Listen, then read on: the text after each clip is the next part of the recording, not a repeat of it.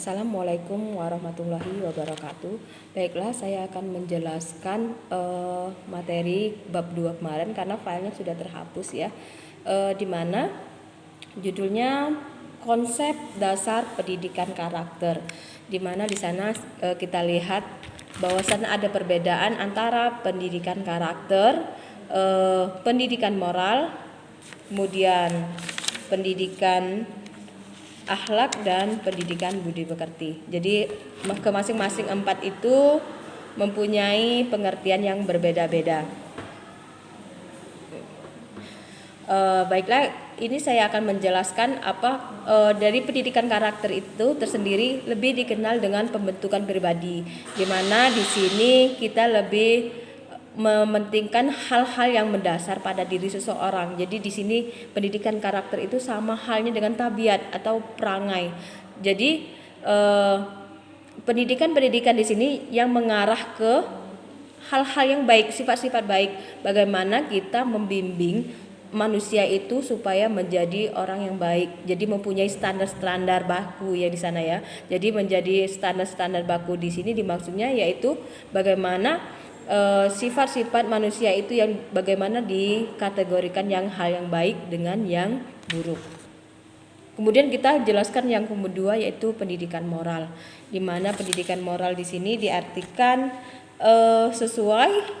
Coba lihat kembali di situ ada saya tuliskan sesuai dengan ide-ide yang umum diterima dengan tindakan manusia mana yang baik dan wajar.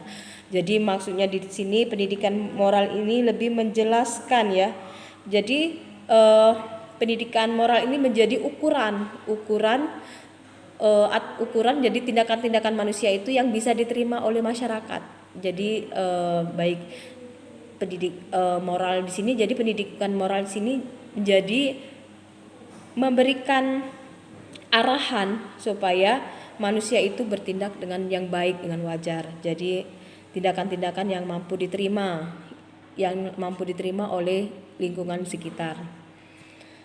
Di sini next kita ke pendidikan akhlak, di mana pendidikan akhlak sama-sama kita baca. Di sini saya rangkum menjadi terwujudnya sikap batin yang mampu mendorong secara spontan.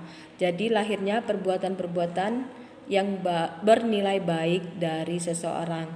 Maksudnya di sini pendidikan akhlak lebih memungkinkan adanya hubungan kita dengan Allah. Jadi bagaimana hubungan baik kita sama Allah itu akan mencerminkan diri kita sendiri kepada hal-hal yang baik. Misalkan kita lebih takut ya, lebih takut kepada taat kepada Allah, kita lebih takut berbuat dosa. Di sini jadi ada pendidikan akhlaknya. Jadi secara spontan mendorong untuk diri kita sendiri untuk bernilai baik. Kemudian next kita pendidikan budi pekerti. Di sini kita sama-sama membaca yaitu pendidikan pekerti yaitu pendidikan nilai, yakni pendidikan yang luhur bersumber dari budi bahasa dan bahasa Indonesia dalam rangka membina kepribadian generasi muda. Jadi dijelaskan di sini budi pengerti. Jadi budi pengerti di sini memiliki hubungan erat antara etika, akhlak dan moral. Karena kenapa? Karena ketika etika seorang bagus, akhlak orang bagus dan moral itu akan memiliki pengertian dari budi pekertinya yang lebih baik.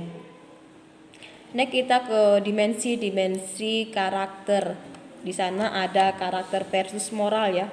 Di mana karakter versus moral di sini dia lebih menekankan bahwasannya pendidikan karakter memiliki makna lebih tinggi daripada pendidikan moral. Kenapa?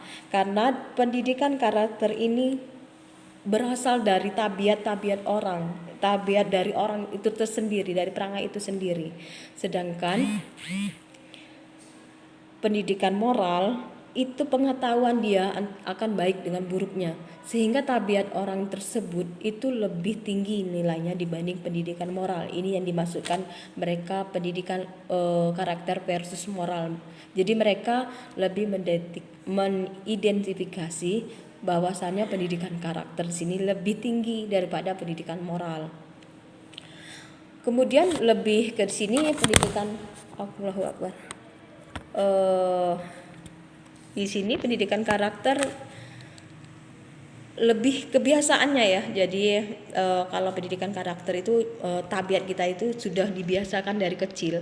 Jadi kita sudah dibiasakan dari orang tua, keluarga itu akan membentuk karakter kita sendiri. Jadi karakter keluarga yang keras akan menghasilkan tabiat yang keras juga. Dan sebaliknya, pendidikan yang baik akan menghasilkan dengan tabiat yang baik juga. Kemudian kita ke arah yang kedua, di mana etika versus akhlak. Di sini kita sama-sama baca ilmu yang menyelidiki mana yang baik dan mana yang buruk, yang memperhatikan amal perbuatan manusia. Jadi dalam filsafat ini ya, dia menentukan bahwa yang mana perbuatan mana yang baik dan buruk. Di sini dia lebih memperhatikan dengan amal perbuatan. Jadi dia melihat ketika amal-amal perbuatan itu, disitulah mereka mengidentifikasi versus akhlak. Berarti dengan dia perbuatan-perbuatan itu dia bisa menilai mana yang baik dengan buruk. Next, ini sudah habis dengan dimensi-dimensi karakter. Next, untuk tugas itu ada C, mekanisme pembentukan karakter. 1, unsur dalam pembentukan karakter. Kedua, proses pembentukan karakter. Itu proses-proses pembentukan karakter tuh kemudian ada tahap-tahapnya ya. Tahap-tahapnya ada prakonvensional, konvensional dengan psikonal. Di sana kalian jelaskan menurut membuat sub-sub ya, membuat sub-sub. Kemudian kalian jelaskan dengan bahasa kalian sendiri. Silakan untuk ditulis tangan konsepnya, silakan untuk diketik, silakan membuat poin-poin, kemudian kalian jelaskan makna yang seperti ini. Misalkan C, mekanisme pembentukan karakter. Jadi 1, unsur dalam pembentukan karakter. Unsur-unsurnya yang termasuk dalam pembentukan karakter ini seperti ini, bla bla bla bla bla gitu. Kedua, mungkin proses pembentukan karakter yang seperti apa. Nah, itu aja tugasnya. Dan saya minta 3 hari sebelum ini sudah dikumpulkan semua tugasnya, dan saya akhiri. Wassalamualaikum warahmatullahi wabarakatuh.